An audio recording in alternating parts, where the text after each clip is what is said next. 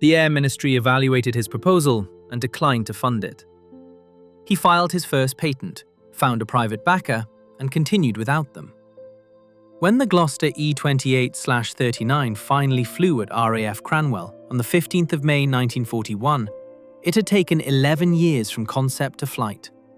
Not because the engineering was difficult, but because the institution that would eventually use it had decided it was not worth pursuing. The aircraft that resulted was not a fighter.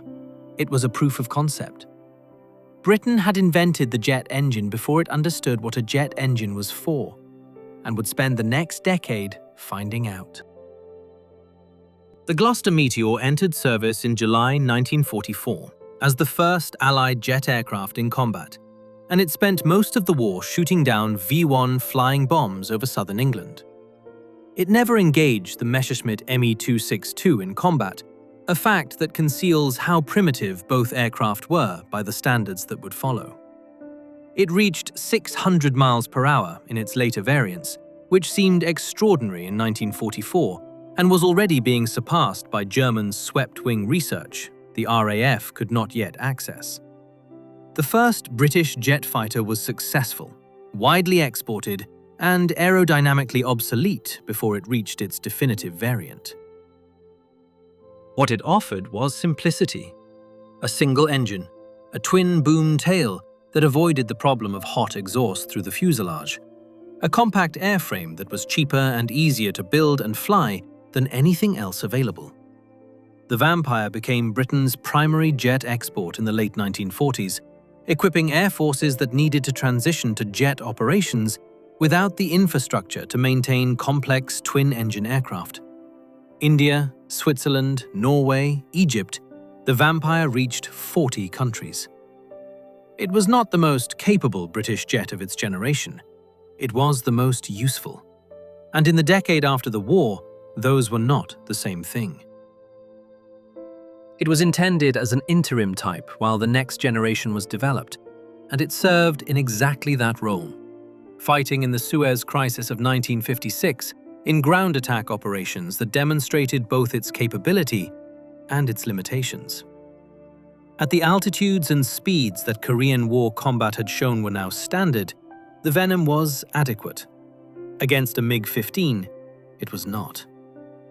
Britain had a jet fighter that could fight the wars of 1946 in 1956, and the gap between those two dates was the problem the entire industry was trying to solve. The Venom answered a requirement that had already moved on. The Fleet Air Arm received its first jet fighter in 1951, and it had a tailwheel. The Supermarine Attacker was designed around the laminar flow wing developed for the piston-engine Supermarine Spiteful, married to a Rolls-Royce Nain jet engine, and the result was an aircraft whose jet power plant and propeller-era undercarriage represented two different decades of thought attached to the same fuselage. The tailwheel made deck landing more difficult than it needed to be. It was in service for 4 years before being replaced by something designed from the beginning as a jet. The Attacker was not the last time the Royal Navy would receive an aircraft whose design had been settled before the requirement was understood. What the Fleet Air Arm actually needed looked like the Seahawk, a clean, single-engine jet fighter with a straight wing, a tricycle undercarriage, and an engine buried in the fuselage, with bifurcated jet pipes exhausting either side of the rear fuselage. An arrangement that solved the problem of fitting a jet engine into a carrier aircraft without the exhaust destroying the deck on landing. It fought at Suez. It served with India into the 1980s. Its longevity in export service reflected the reality that not every navy needed to defeat MiG-19s, and an aircraft that worked reliably and cost less than its replacements had a value the performance charts did not capture. Early British Jets on CuriosityStream.com goes deeper on this. The engineers and test pilots who built Britain's first jet fighters from scratch. Use code DVSU25 for 25% off. Link in the description. Night and all-weather interception from a carrier deck was a requirement the Fleet Air Arm had identified, and the de Havilland Sea Venom was the answer it received. a navalized version of the land-based Venom, fitted with radar, a second crew member to operate it, and the structural reinforcement needed for carrier operations. It worked, within the narrow limits of what working meant in that period. The Sea Venom confirmed that the fleet air arm could conduct all-weather interception from carriers. It also confirmed that every aspect of the solution would need to be redesigned from the beginning. The Swift was designed to replace the Meteor in RAF service and spent its frontline career as a low-level photo reconnaissance aircraft because it was unsafe to fly at the altitudes and speeds its specification had required. Longitudinal instability at high altitude, a tendency to pitch uncontrollably in turns, and engine surging on the early marks produced an accident rate that grounded the type multiple times before the RAF concluded that the interceptor role was simply beyond it. The reconnaissance variant, stripped of the problematic combat systems and flown at low level, worked adequately. It was the most expensive lesson the RAF learned in that decade. A single Rolls-Royce Avon, 4 30mm Aden cannon in a removable gun pack, a swept wing that behaved predictably across the flight envelope, and handling that pilots consistently described as honest, meaning it told you what it was doing before it became a problem. 1,972 were built across RAF and export orders. 21 countries operated it. It fought in 6 wars after leaving RAF service, the last of them in 1994. The Hunter was the aircraft British industry produced when it stopped trying to solve problems that did not yet exist and built what the pilots in front of it actually required. The all-weather fighter requirement that produced the Javelin was real. The RAF needed something that could find and destroy Soviet bombers at night and in cloud. And the delta-winged twin-engine configuration that Gloster proposed was a reasonable answer to a genuine problem.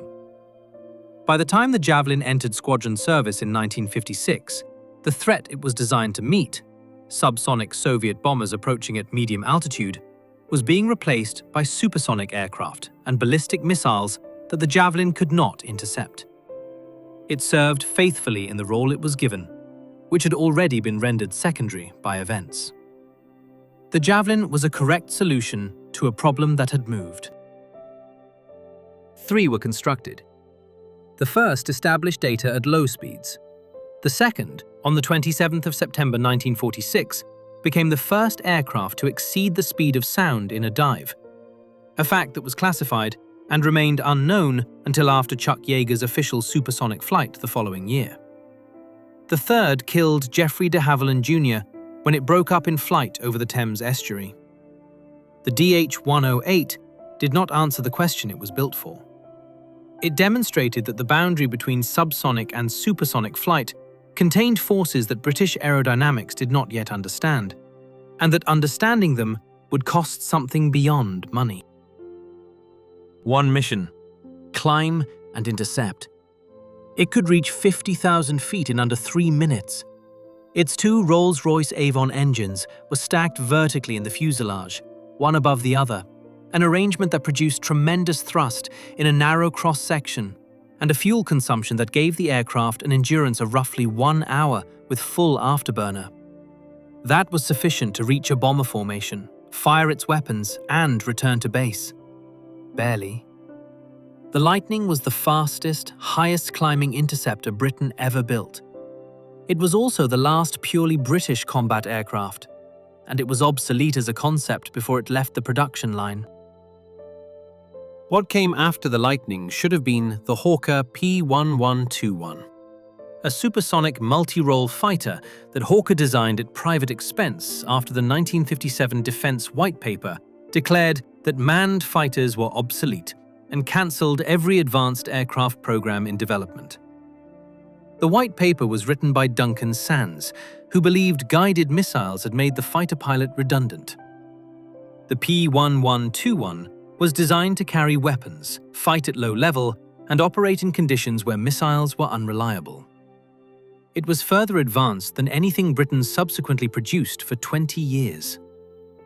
The Air Ministry declined to fund it. Hawker scrapped the prototype. He was wrong about that. April 6, 1965. The TSR-2 was cancelled by the incoming Labour government, its 2 flying prototypes scrapped, the jigs destroyed, and the program terminated at a cost that exceeded what completion would have required. The aircraft had flown. It had demonstrated supersonic performance at low level that no other aircraft in the world could match. It carried terrain-following radar, inertial navigation, and reconnaissance systems that were a decade ahead of their American equivalents. The TSR-2 has since become the symbol of everything British aviation lost in that decade. The capability, the industrial base, and the confidence that Britain could build the aircraft it needed. While the TSR-2 absorbed one argument about the future of British aviation, the P1154 was losing another. Designed as a supersonic development of the P1127V/STOL concept, the P1154 would have given both the RAF and the Royal Navy a single aircraft capable of vertical takeoff and supersonic flight. The Navy withdrew from the program in 1964, deciding it preferred the Phantom. The RAF's version was cancelled in 1965, 3 months before the TSR-2, as part of the same round of defence cuts. Britain kept the idea that mattered and lost the performance target that would have prevented it from being practical. The cancellation was, in hindsight, accidental wisdom. 228 were ordered for the RAF and Royal Navy, fitted with Rolls-Royce Spey engines in an adaptation that cost more than the original American power plant and produced an aircraft that was faster at low level but actually slower at high altitude than the standard F-4. The Spey installation required a wider rear fuselage, disrupting the aerodynamics. The aircraft that resulted was neither the American Phantom nor the British design it was supposed to replace, but a compromise that satisfied neither requirement fully. It was the right decision, given the available options. The options were what they were because of the decisions made in 1965. The Harrier entered RAF service in 1969 as the only combat aircraft in the world that could take off vertically, hover, and land without a runway.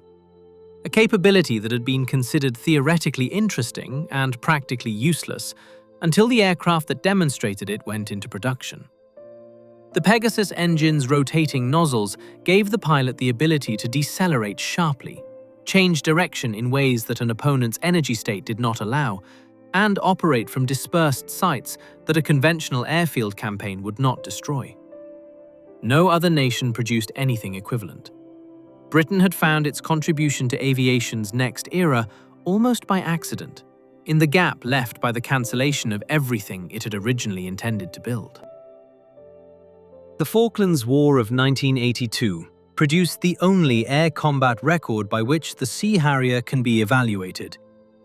20 Argentine aircraft destroyed in air-to-air engagements, none lost to enemy fighters.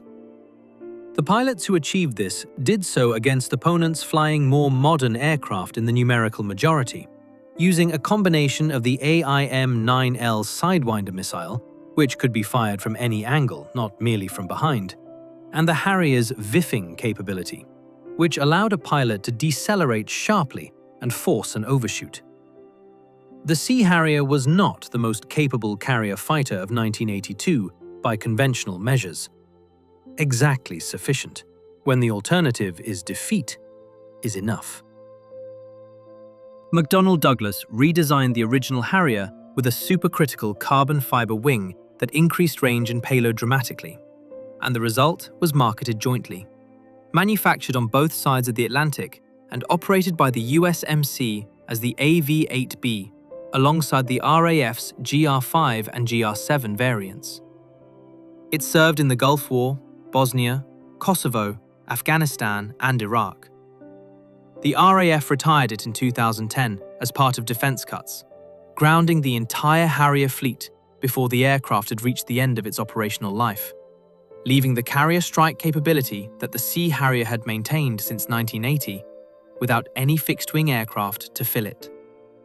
The retirement was described as temporary. It lasted until the F-35B arrived. Britain needed a tactical strike aircraft for NATO operations in Germany. France needed a trainer that could also attack. The Jaguar performed low-level strike at high speed with precision that its contemporaries could not match, carrying a navigation and attack system that was more capable than anything else in RAF service in the 1970s. It fought in the Gulf War, struck targets in Bosnia, and was retired in 2007. The collaboration that produced it was the model for what came after, not because it was ideal, but because it demonstrated that no single European nation could fund the next generation of combat aircraft alone. The air defense variant of the Tornado was a stretched version of a ground attack aircraft, fitted with a long-range radar and the Sky Flash missile, designed to intercept Soviet bombers approaching from the north at long range before they could launch their weapons. It did this adequately. The ADV served through the Gulf War, where it flew combat air patrols without scoring any kills, and into the 2000s, when it was replaced by the Typhoon. It was not a bad interceptor. It was an interceptor built on a ground attack airframe, and the difference was present in every engagement where a ground attack airframe was not what the situation required. The Navy specified it for low-level supersonic attack from carriers, a demanding requirement that produced an exceptionally strong, fast, and capable aircraft. The RAF, which had called it underpowered when it had the TSR-2 as an alternative, found after the TSR-2's cancellation that the Buccaneer was precisely what it needed for low-level strike in Germany. It served in that role for 20 years and flew combat operations in the Gulf War in 1991, laser-designating targets for Tornadoes whose own targeting pods had not yet arrived in theatre. The aircraft the RAF refused became the aircraft the RAF could not replace. The Navy knew what it had built. The Gnat was Teddy Petter's argument that Britain was building its fighters too large, too complex, and too expensive. A single-engine lightweight fighter, weighing less than 4 tons, it flew faster than the Hunter, climbed more steeply, and cost a fraction of the aircraft it was competing against. The RAF evaluated it and declined, concluding that its small size made it unsuitable for the ground attack role that had become the primary mission of tactical air power. The aircraft Britain would not buy won air combat medals in someone else's war. It became the Red Arrow's display aircraft, which is how Britain chose to remember what it had declined to operate. The Hawk was designed as an advanced jet trainer, a role it has performed for the RAF and 60 other operators across 5 decades. But its airframe was stressed for the stresses of combat maneuvering, and the export version carried weapons. 18 countries bought it as a light combat aircraft. The United States Navy flew it as the T-45 Goshawk. It became the Red Arrow's aircraft and the most exported British military jet of its era. The Hawk was not the aircraft British aviation had been trying to build since 1944. It was what British aviation could sell when it had stopped being able to build what it intended, and it sold everywhere. The Typhoon took its first flight in 1994 and entered RAF service in 2003. 19 years from the requirement that produced it to the first operational squadrons, by which time the threat it was designed to meet had dissolved with the Soviet Union, and the aircraft was being rationalized for roles its specification had not originally included. It was not a British aircraft. The United Kingdom, Germany, Italy, and Spain shared the development cost, the production work share, and the operational fleet, an arrangement that ensured no single nation could make the decisions that mattered about its own air defense alone. The Typhoon is the finest air superiority fighter Britain has ever operated. Those two facts are not unrelated. The Sea Harrier FA-2 was a different aircraft from the FRS-1 that fought in the Falklands, upgraded with the Blue Vixen pulse Doppler radar, capable of firing the AIM-120 AMRAAM beyond visual range, and equipped with avionics that placed it ahead of most of its contemporaries in the fleet air defense role. It entered service in 1993 and was retired in 2006. 13 years. A service life that ended not because the aircraft was obsolete, but because the Treasury decided that operating two separate Harrier fleets was unaffordable. The retirement left the Royal Navy without fixed-wing air defence for the first time since 1945, a gap that persisted until the F-35B arrived on Queen Elizabeth-class carriers a decade later. The aircraft that restored fixed-wing aviation to the Royal Navy was American, built by Lockheed Martin and designated Lightning II by Britain, in a continuity of name that acknowledged no continuity of manufacture. The F-35B's short takeoff and vertical landing capability made it compatible with the Queen Elizabeth-class carriers, whose ski jump design had been built around V/STOL operations, a design choice that locked Britain into the F-35B variant specifically. 48 were ordered for the RAF and Royal Navy combined. The aircraft that Britain had pioneered through the Harrier program was now being purchased from the nation that had developed the Harrier's American successor.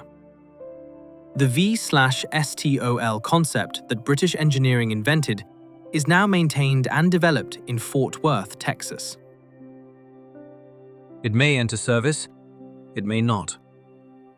The history of British fighter programs in the last 70 years includes more cancellations than completions, more joint programs that diverged than ones that delivered, and more moments where the aircraft described in the specification and the aircraft that flew differed in ways that the specification's authors had not anticipated. The Tempest is Britain's commitment to remaining in the business of designing combat aircraft. Whether it is a commitment the country will keep is a question that will be answered, as it always has been, by politicians rather than engineers.